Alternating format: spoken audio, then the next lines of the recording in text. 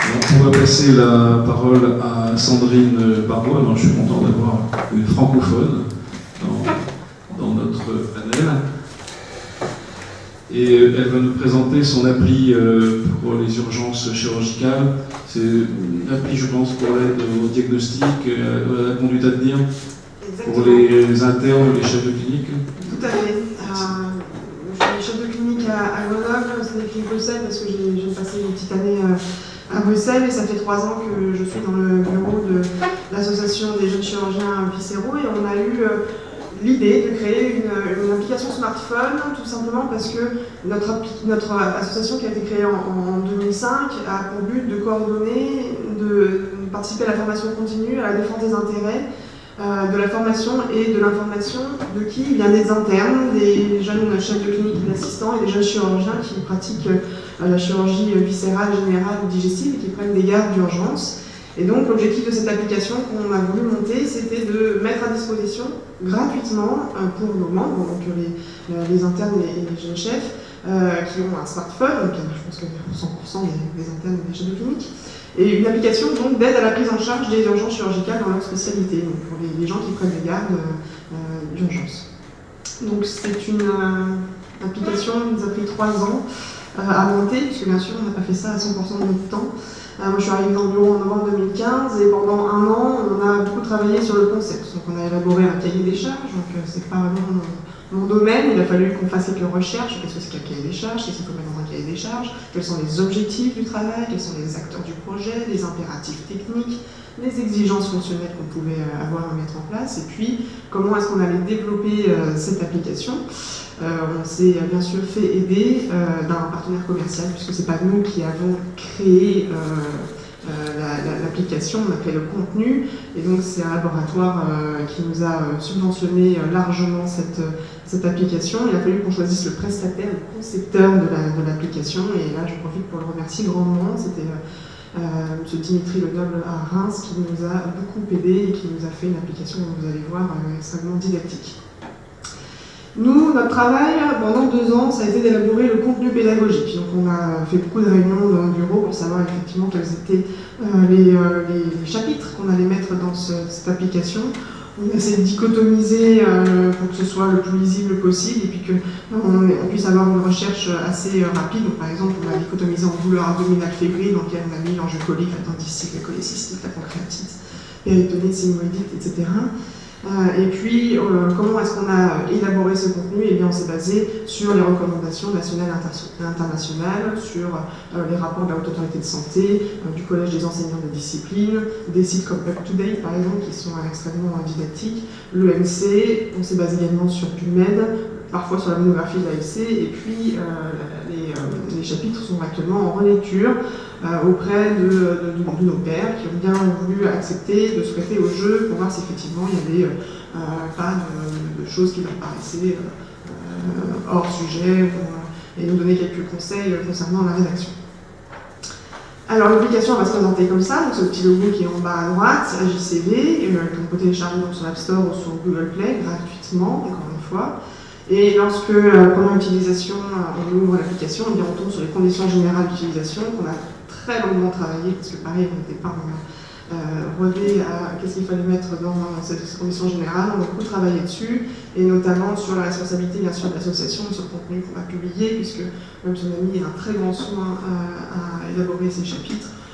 L'association ne pouvait, à notre sens, pas être tenue responsable s'il y avait une modification du jour au lendemain d'une recommandation, ou bien si, bien sûr, il y avait un cas particulier. Donc chaque médecin, bien sûr, est responsable de son patient, et il ne fait jamais qu'un catalogue, finalement, de recommandations et d'aide à un petit diagnostic. Une fois qu'ils ont validé les conditions générales, eh bien, ils peuvent avoir la possibilité de s'inscrire pour pouvoir rester connectés sur l'application et donc recevoir par contre les mises à jour, parce que c'est une application qui va pouvoir être mise à jour très régulièrement. Donc nous, en backup, lorsqu'il y aura effectivement des modifications, des nouvelles recommandations qui ont pu en sortir, on va pouvoir mettre à jour les articles. Il y a plusieurs onglets de recherche qui se trouvent en bas. En fait, le menu se trouve en bas et par exemple à gauche, on a l'onglet orientation où on retrouve finalement nos grands chapitres avec nos sous-chapitres. À gauche, on peut toujours revenir éventuellement pour gérer les notifications, les réglages, revoir les conditions générales d'utilisation, et puis bien voir les mentions légales de l'application. Donc lorsque l'on clique dans l'onglet orientation, par exemple sur douleur abdominale fébrile, eh bien, on va pouvoir choisir d'aller dans appendicite aiguë. Donc on va cliquer sur appendicite aiguë et puis on va avoir le chapitre sur l'appendicite aiguë qui va se décliner en plusieurs sous-chapitres qui sont toujours les mêmes. C'est épidémiologie, signes cliniques, diagnostic différentiel. Et on passe de la gauche à la droite tout simplement en glissant avec le doigt pour aller voir tous ces chapitres et voir de haut en bas le contenu. Donc par exemple pour le traumatisme splénique, on commence par l'épidémiologie, et puis on glisse, on tombe sur les signes cliniques, et puis les diagnostics différentiels, c'est toujours le même ordre qui est respecté pour qu'il y ait plus de clarté, la biologie, les examens d'imagerie qui sont éventuellement possibles, et puis on tombe sur le chapitre des conduites à tenir. Donc dans certains chapitres, il y a par exemple des arbres décisionnels comme celui-ci, on peut cliquer sur l'arbre décisionnel et puis revenir à la partie texte pour pouvoir faire défiler et voir qu'est-ce qu'on fait en cas de splénectomie par exemple, quelles sont les choses éventuellement à prescrire aux patients après la splénectomie. Et puis tout à la fin, il y a un petit sous-chapitre pour en savoir plus. Donc on a mis les références dont on s'est largement inspiré, on a mis également des liens vers des sites internet. Si l'application est en mode connecté, on peut accéder directement par exemple à la classification AST. Et puis on a également un lien vers d'autres articles en mode un peu plus rapide. Par exemple, là c'est un trauma splénique, et s'il y a un trauma à arme blanche associé, on peut aller voir directement qu'est-ce qui se passe là-dedans.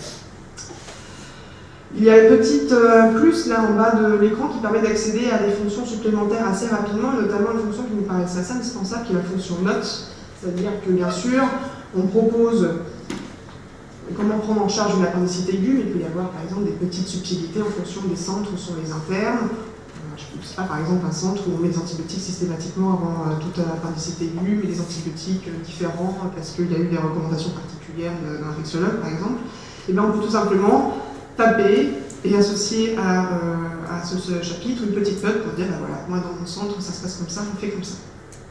Ces notes, ils peuvent les retrouver plus rapidement lorsqu'ils vont en bas à droite et qu'ils cliquent directement dans l'onglet notes, ils retrouvent les notes qui sont associées à chaque chapitre. Il y a également un onglet favoris, lorsqu'on a besoin d'aller voir régulièrement dans le même chapitre, pour pouvoir également retrouver ses favoris. Et puis là, c'est la fonction organe, on peut aller voir directement en fonction de la région anatomique, qu'est-ce qu'on peut avoir comme diagnostic différentiel, un moyen encore de voir un peu en fonction d'une douleur, par exemple du flanc droit, qu'est-ce qu'on peut avoir comme diagnostic différentiel, et puis une fonction recherche, pareil, qui marche avec le clavier, et on peut retrouver les articles comme ça. Alors la JCV, ça a été une longue et belle histoire. J'étais 3 ans dans le bureau avec Johan et Cécilia, et on a très récemment rendu le bureau là, au mois de septembre au cours du congrès de l'AFC qui nous fait l'honneur et l'amitié de nous proposer un petit journal club chaque année. Et ce sont eux maintenant qui vont devoir reprendre l'application, pouvoir modifier le contenu et puis l'actualiser au fur et à mesure.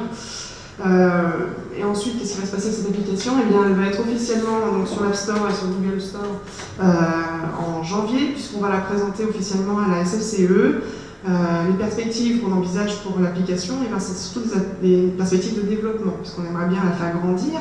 Bien sûr, déjà mettre à jour les chapitres, pourquoi pas créer de nouveaux chapitres, de nouveaux thèmes, puisque vous avez vu dans le dessin en orientation qu'on a laissé de la place pour le thorax, pourquoi pas éventuellement associer des chapitres sur un peu de technique, comment est-ce que je mets un drain thoracique, comment j'aborde un thorax par exemple. Et puis pourquoi pas, parce que c'est aussi possible d'y intégrer des vidéos de simulation. On a pris déjà contact avec certains développeurs qui éventuellement sont intéressés par le projet, mais qui bien sûr nous expliquent que ça coûte quand même assez cher. Et donc pour conclure, cette application donc, est à l'usage des jeunes chirurgiens viscéraux, elle sera gratuite, c'était vraiment une volonté de notre part, disponible sur l'App Store et sur Google Play, qui n'est qu'un outil supplémentaire d'aide à la décision dans la situation d'urgence, un outil qu'on peut avoir dans la poche, qui a été développé donc, par la JCV et bien sûr avec l'aide de nos partenaires commerciaux et de notre développeur, et pour laquelle on espère qu'elle aura un bel avenir avec le développement d'autres articles et d'autres fonctionnalités. Merci.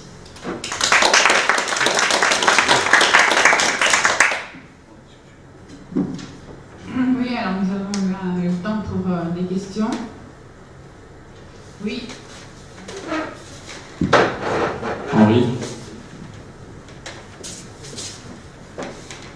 Merci, monsieur le modérateur.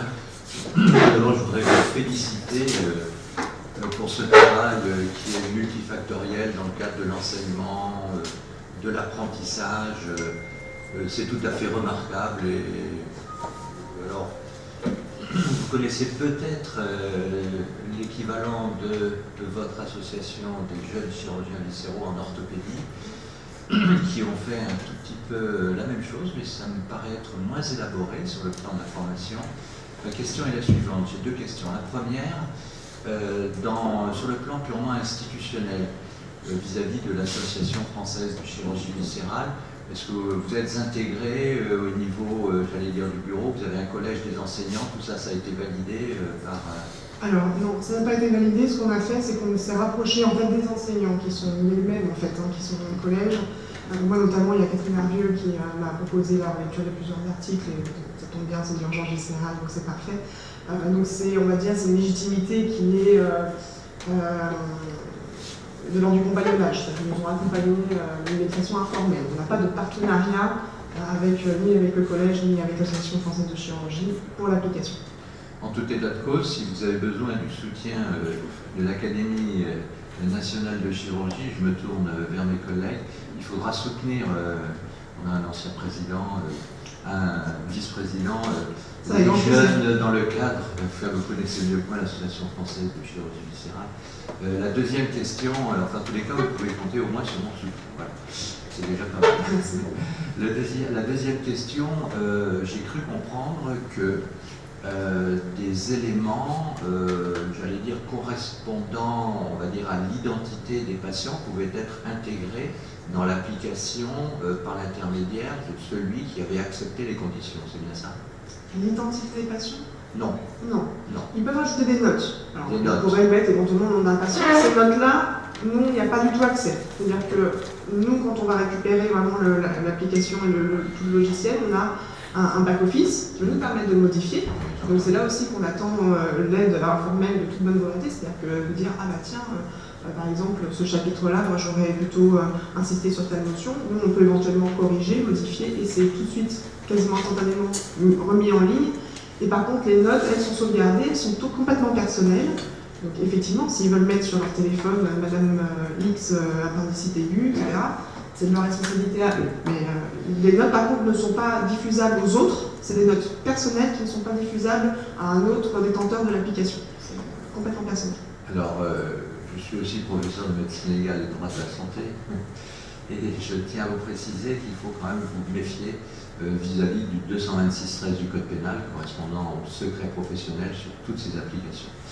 Mais je bats ma coupe, j'ai ici un iPhone sur lequel j'ai un listing de patients.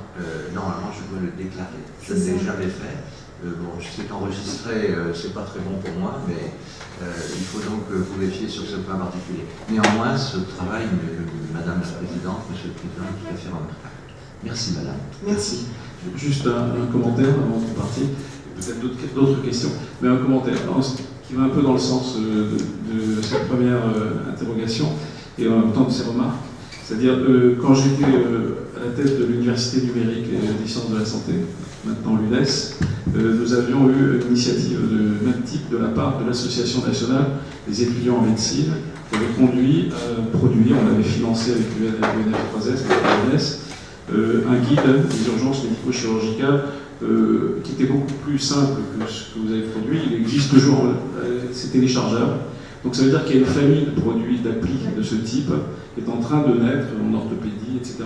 Et vous auriez à mon sens intérêt à vous rapprocher de l'UNES.fr parce que la diffusion vers les publics qui en ont le plus besoin, c'est-à-dire les étudiants, les externes, les internes, ça va se passer forcément par ce canal-là. Et puis il y a un autre secteur dans lequel moi je m'investis beaucoup, c'est les étudiants des pays en développement, en Afrique, etc. Ils ont tous des smartphones. Et donc, ils n'ont pas suffisamment d'enseignants. Et donc, là, c'est une aide pratique qui leur serait vraiment très utile. Alors, bien sûr, la gratuité de cette appli est quelque chose sur lequel vous devez vraiment vous battre. Parce que l'open access, c'est vraiment essentiel si on veut atteindre ces publics-là en particulier. Elle sera gratuite puisque dans la JCB, les membres ne payent pas de cotisation et on insiste sur le fait qu'effectivement on est là pour coordonner Officialisez votre travail. Oui. Rapprochez-vous des collèges nationaux d'enseignants de chirurgie pour qu'ils vous valident, qu'ils fassent des commentaires, qu'ils implémentent, qu'on aille vers peut-être de l'imagerie en plus, ce que vous avez pour l'instant, ça perspective. Voilà, c'est la perspective, mais pour l'instant, il nous manque des fonds. Dominique. Il faut rebondir là-dessus parce que c'est des systèmes qu'il faut faire évoluer, ça coûte de l'argent, et à mon avis, il faut créer une boîte là-dessus, si on veut que ça avance.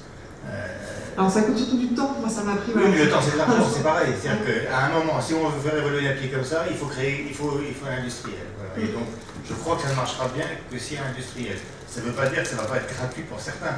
Mais en tous les cas, je ne veux pas de développement majeur sans passer par cette théorie. Oui, c'est effectivement la limite qu'on pourra avoir. Après, voilà, je présente aujourd'hui pour la bourse. On aimerait bien qu'il y ait de la publicité autour de cette application. Si effectivement elle sert, qu'elle est téléchargée, on pourrait avoir aussi le poids de dire, bah, allez, regardez, on a une certaine représentativité sur l'App Store, on peut faire quelque chose, ça peut intéresser d'autres partenaires. L'appli des étudiants en médecine a été téléchargée 150 000 fois. Oui, ça m'étonne pas. Cher ami. Est-ce que vous avez lu le livre du professeur Henri Mondor sur les urgences? Non, je vous avoue que non. Bon, ça c'est une grave omission. Merci. Parce que c'est exceptionnel. Le professeur Henri Mondor était écrivain, poète, chirurgien, et rien ne peut remplacer ce qu'il a dit. Sûrement. Mais je ne crois pas que ça fasse partie de la littérature des jeunes étudiants en chirurgie, des internes, c'est probablement rare. Mais peut-être à faire valoir. Merci. Merci. Merci beaucoup. Au suivant.